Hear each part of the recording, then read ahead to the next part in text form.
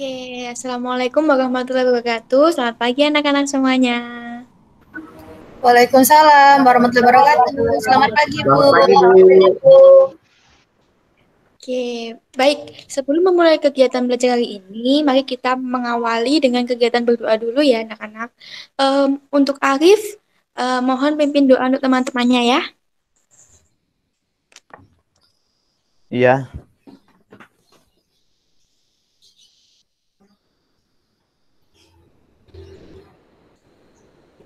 baik teman-teman. Marilah kita berdoa menurut keyakinan masing-masing. Berdoa mulai. Berdoa selesai. Oke, terima kasih Mas Arif. Oh iya, apakah hari ini ada yang izin tidak mengikuti kelas? Tidak, Bu. Hadir semua. Hadir semua, Bu. Alhamdulillah, semangat semua ya untuk sekolah hari ini anak-anak. Apakah semua sudah siap menerima materi hari ini? Sudah, Bu. Sudah. Oke. Bagus sekali semangat kalian. Tolong on cam ya semuanya anak-anak biar ibu bisa lihat anak-anak ibu yang cantik dan juga ganteng-ganteng ini. Kemudian apakah ada yang masih ingat pertemuan sebelumnya kita membahas mengenai apa? Pertemuan minggu lalu kita membahas pengertian, ciri, dan syarat interaksi sosial, Bu. Wah, bagus sekali ingatan Mbak Tasya ya.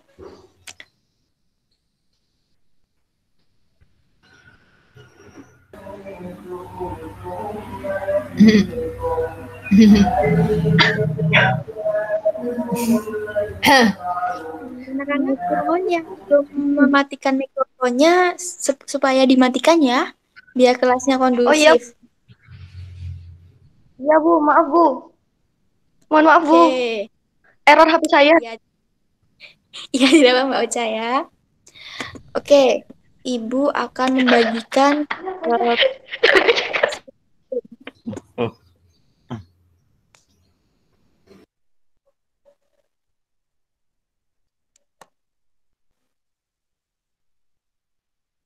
sebentar ya anak-anak.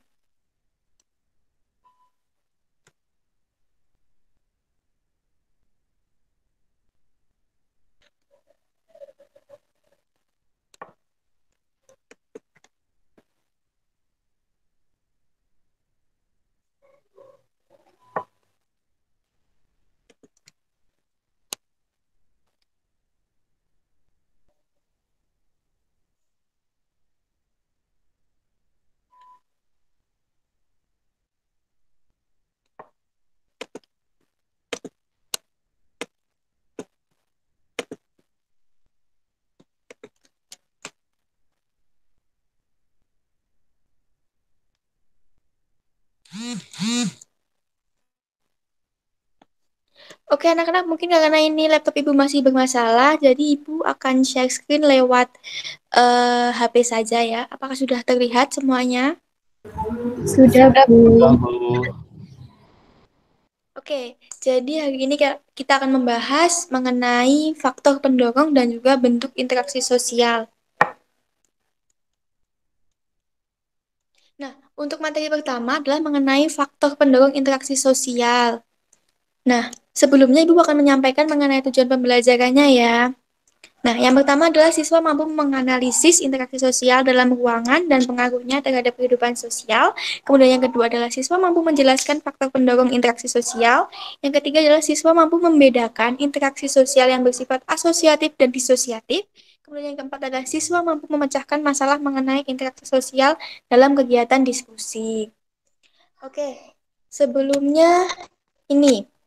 Apakah ada yang tahu mengenai seperti apa sih simpati, imitasi, identifikasi, empati, dan sugesti itu? Lintang? Saya hanya tahu imitasi sama empati, Bu. Ya, tidak apa-apa. Silahkan menjawab sepengetahuan kamu aja. Kalau imitasi itu seperti meniru, Bu. Kemudian kalau empati itu di mana seseorang bisa merasakan perasaan orang lain. Ya, sangat betul sekali. Bagus jawabannya. Kemudian, apakah ada yang tahu seperti apa simpati, identifikasi, dan sugesti itu? Wah, tidak ada yang tahu ya ini. Baik, kalau tidak ada yang tahu, jadi simpati adalah kondisi di mana kita bisa memahami pihak lain. Kemudian identifikasi adalah keinginan seseorang untuk menjadi sama dengan pihak lain. Dan yang terakhir adalah sugesti, yaitu pengaruh yang diakibatkan karena emosional atau perasaan. Nah, kemudian apakah ada yang em, ingin bertanya mengenai ini? Sepertinya Erni sedikit kebingungan mengenai materi ini. Iya Bu, saya ingin bertanya, apakah identifikasi, sugesti, dan imitasi itu sama Bu? Ya, baik. Pertanyaan yang sangat menarik ya. Jadi, identifikasi, imitasi, dan sugesti itu sebenarnya hampir sama. Namun, identifikasi itu dapat memberikan pengaruh yang lebih dalam di antara ketiganya itu.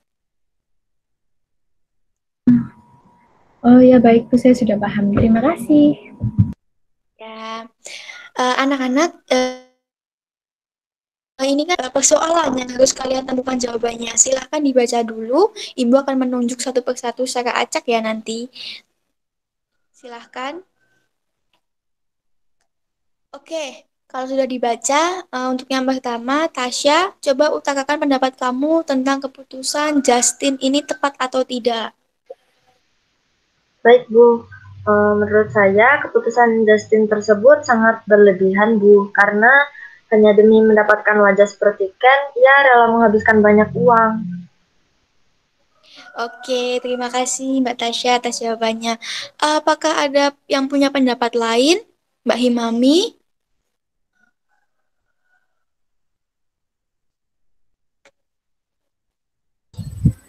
Menurut saya sih itu Bu, hal itu merupakan sebuah upaya Justin dalam mendapatkan pengakuan dari orang lain, dan hal tersebut dilakukan Justin sebagai faktor yang memberikan dorongan bagi dirinya untuk tampil sebaik mungkin di depan masyarakat, Bu.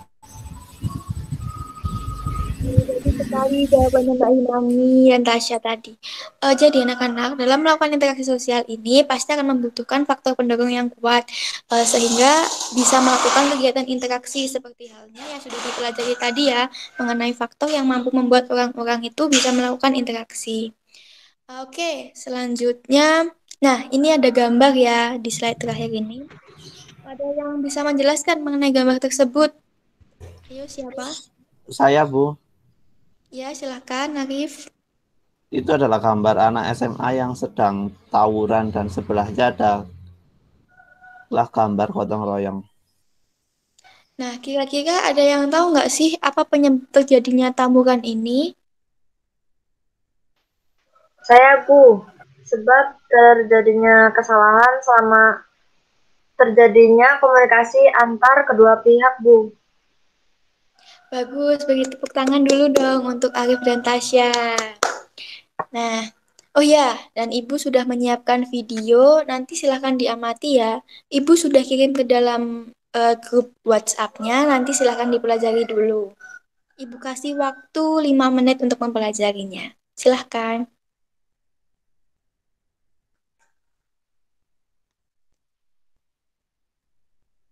Nah, anak-anak 5 menit sudah berlalu. Nah, dari video yang Ibu kirimkan tadi, ada berapa jenis bentuk interaksi? Ada dua, Bu, asosiatif dan disosiatif. Wah, bagus sekali Mbak Lintang jawabannya. Jadi, setelah kalian sedikit memahami materi hari ini, Ibu ingin membentuk kelompok. Nantinya masing-masing kelompok ini akan membahas mengenai bentuk-bentuk interaksi sosial. Untuk kelompok satu, anggotanya ada Lintang, Erni, dan juga Yoel. Nantinya kalian akan membahas mengenai bentuk interaksi asosiatif ya. Kemudian yang kelompok dua beranggotakan Tasya, Ocha, Himami, dan juga Arif. Untuk kelompok dua ini nanti akan membahas tentang bentuk interaksi disosiatif.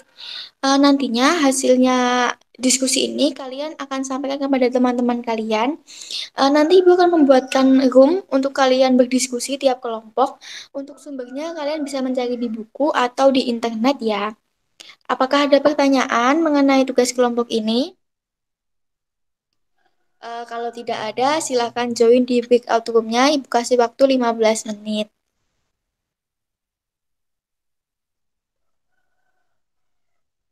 Bagaimana untuk kelompok satu, apakah ada kendala mengenai diskusi? Alhamdulillah tidak, Bu. Oke, dilanjutkan ya mengenai diskusinya. Kemudian untuk kelompok dua, apakah ada kesulitan dan sudah sampai mana ini? Sampai mencari contoh disosiatif, Bu. Wah, bagus sekali. Silahkan dilanjutkan ya. Oke, anak-anak, waktunya sudah habis ya. Saatnya setiap kelompok melaporkan hasil diskusinya. Bisa dimulai dari kelompok satu dulu. Silahkan dari kelompok satu. Untuk yang lain mohon diperhatikan ya.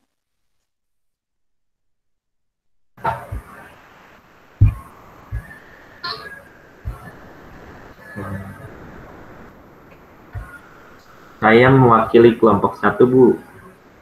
Ya, silahkan. Akan mempresentasikan hasil dari diskusi kami. Jadi, kami membahas mengenai bentuk asosiatif. Bentuk interaksi sosial yang tergolong asosiatif adalah yang dapat mendukung seseorang atau kelompok untuk mencapai tujuan tertentu.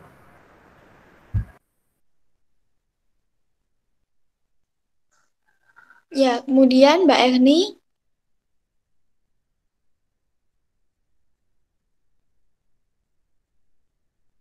Atau yang mewakilinya. Saya, Bu. Kemudian contoh dari interaksi yang bersifat asosiatif ini diantaranya kerjasama. Nah, kerjasama adalah suatu bentuk interaksi sosial di mana orang-orang atau kelompok bekerja bersama-sama, saling tolong-menolong untuk mencapai suatu tujuan bersama.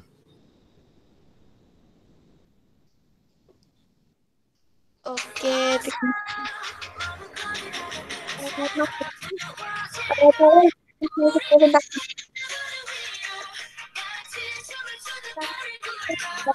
saya sudah membuka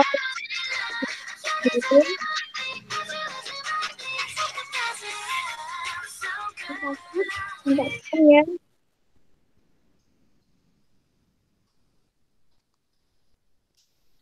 Oke, silahkan kelompok satu melanjutkan presentasinya. Untuk selanjutnya adalah akulturasi. Akulturasi adalah penerimaan unsur-unsur baru untuk menjadi suatu kebudayaan baru tanpa menghilangkan unsur-unsur yang lama. Akulturasi merupakan hasil dari perpaduan dua budaya yang berbeda. Oke, terima kasih untuk kelompok satu. Oh iya, Ibu ingin menambahkan saja untuk kelompok satu ini, untuk bentuk interaksi asosiatif ini sebenarnya ada contoh yang mungkin belum dimasukkan ya ke dalam hasil diskusinya, yaitu mengenai asimilasi dan akomodasi. Oke, berikan tepuk tangan dulu untuk kelompok satu. Kemudian apakah ada pertanyaan untuk kelompok satu? Tidak, Bu, belum ada. Tidak, Bu, belum. Oke, kalau begitu selanjutnya adalah kelompok 2. Silakan memaparkan hasil presentasinya. Dari hasil diskusi kelompok 2 tentang bentuk interaksi disosiatif, bentuk interaksi ini lebih mengarah ke hal yang bertentangan dan memicu ke arah berlomba untuk mencapai tujuan tertentu.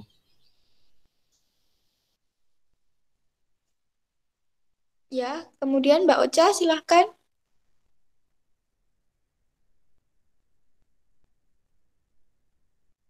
Halo Mbak Ocha. Oh iya Bu, maaf Bu, sinyal saya barusan lagi nge-lag.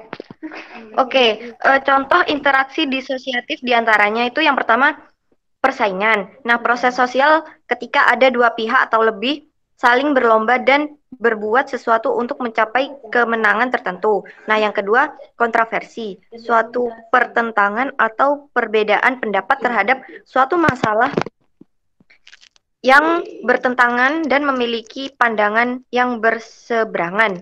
Sudah, Bu? Ya, terima kasih untuk kelompok 2. Kemudian apakah ada pertanyaan untuk teman-teman dari kelompok 2 ini? Saya ingin bertanya kepada kelompok 2, Bu. Apakah bentuk disosiatif ini selalu membawa dampak buruk? Terima kasih atas pertanyaannya, Mbak Lintang. Menurut saya tidak, meskipun lebih sering membawa dampak negatif seperti kerusakan materi maupun korban jiwa, konflik juga dapat membawa dampak positif. Dampak positif konflik adalah semakin menguatnya solidaritas dalam satu kelompok karena adanya musuh bersama. Begitu. Oke, terima kasih untuk Mbak Himami sudah menjawab pertanyaannya. Oke, terima kasih teman-teman semuanya. Oke, anak-anak, setelah melakukan hasil diskusi ini, kalian bisa mengetahui bahwa interaksi sosial yang hampir terjadi dalam kehidupan manusia, apabila berlangsung secara terus-menerus dalam keadaan baik, maka akan menimbulkan keteraturan sosial. Nah, keteraturan sosial ini merupakan hasil dari hubungan sosial atau interaksi yang berlangsung secara berkesinambungan. Nah, keteraturan sosial sendiri adalah sistem kemasyarakatan, hubungan dan kebiasaan yang berjalan secara lancar sehingga dapat mencapai tujuan bersama yang diinginkan. Nah, adanya keselarasan antara kerjasama dengan hasil interaksi dengan nilai dan norma sosial akan menciptakan hubungan sosial yang lebih tertib, harmonis, dan juga nilai-nilai yang berlaku. Nah, apakah ada pertanyaan lainnya? Jika tidak ada, Ibu akan mengakhiri kelas hari ini. Tidak ada, Bu, sudah cukup. Oke, anak-anak, kalian hari ini sudah mengikuti kegiatan diskusi dengan sangat baik semuanya. Ibu juga melihat semuanya hari ini sangat membantu teman-temannya dalam mencari materi selama berdiskusi. Berikan tepuk tangan untuk diri kalian sendiri. Nah, sekarang Ibu akan menyimpulkan hasil belajar kita mengenai bentuk-bentuk interaksi yang sudah kalian lakukan tadi. Nah, interaksi sosial memiliki bentuk-bentuk yang terbagi menjadi dua kelompok, yaitu interaksi asosiatif dan juga disosiatif. Nah, masing-masing bentuk interaksi ini memiliki dampak. Bagi interaksi asosiatif memiliki dampak positif, sementara disosiatif memiliki dampak negatif. Nah, kita hari ini sudah belajar banyak mengenai interaksi sosial. Apakah ada yang bisa merangkum pelajaran hari ini?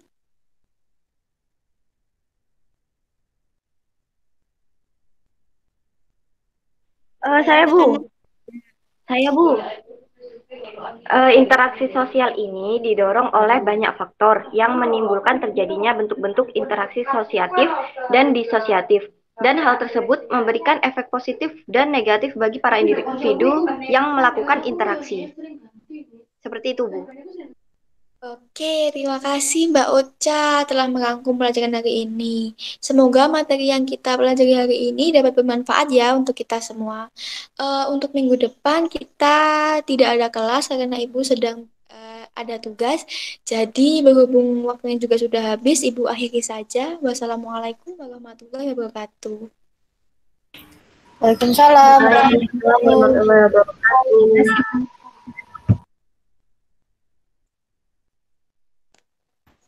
Oke, beri aplaus dulu yang meriah untuk Mbak Novita.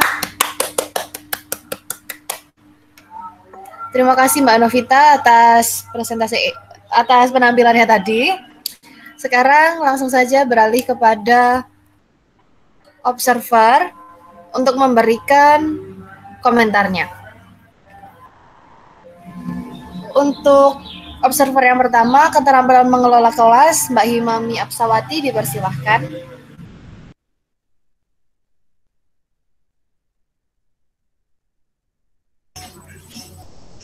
Baik, terima kasih moderator. Kepada Mbak Novita, bagus micro teaching-nya tadi. Saya di sini observer keterampilan mengelola kelas itu secara keseluruhan dari 10 komponen itu overall sebenarnya sudah hampir terpenuhi semua, tetapi kurangnya itu menurut saya masih ada di penggunaan bahan-bahan. Bahan-bahan pembelajaran yang digunakan sama Mbak Novita itu menurut saya masih biasa ya, belum menantang gitu. Terus sama penekanan terhadap hal-hal positif dan pemusatan siswa terhadap hal negatif itu masih kurang menurut saya. Dan catatan juga dari saya, untuk kehangatan sama antusiasnya emang terlihat, tapi mungkin bisa ditingkatkan lagi. Itu dari saya. Terima kasih. Apakah ada feedback dari Mbak Novita? Terima kasih atas komentarnya. Oke, untuk observer yang selanjutnya, yaitu observer keterampilan membimbing diskusi kelompok. Untuk Mbak Yustika, dipersilahkan. Terima kasih untuk Mbak Lintang. Saya selaku observer keterampilan membimbing diskusi kelompok. Menurut saya Mbak Novita sudah memenuhi semua komponen. Terima kasih. Oke, terima kasih. Mungkin Mbak Novita ada kata-kata sanggahan atau tanggapan? Tidak, terima kasih Mbak Ocha. Oke, untuk observer yang terakhir yaitu observer keterampilan memberikan variasi. Kepada Mas Yoel, dipersilahkan. Oke, terima kasih buat kesempatannya. Saya dari observer keterampilan memberikan variasi. Dari saya semuanya sudah terpenuhi, cuman ada satu, yaitu variasi suara sih. Itu dari saya kekurangan. Oke, mungkin ada tanggapan? Oke, terima kasih Mas Yoel. Iya, saya kembalikan ke moderator. Oke, terima kasih untuk seluruh observer dan Mbak Novita. Mari kita beri aplaus yang meriah sekali lagi. Sekarang kita bisa lanjut ke penampil yang berikutnya.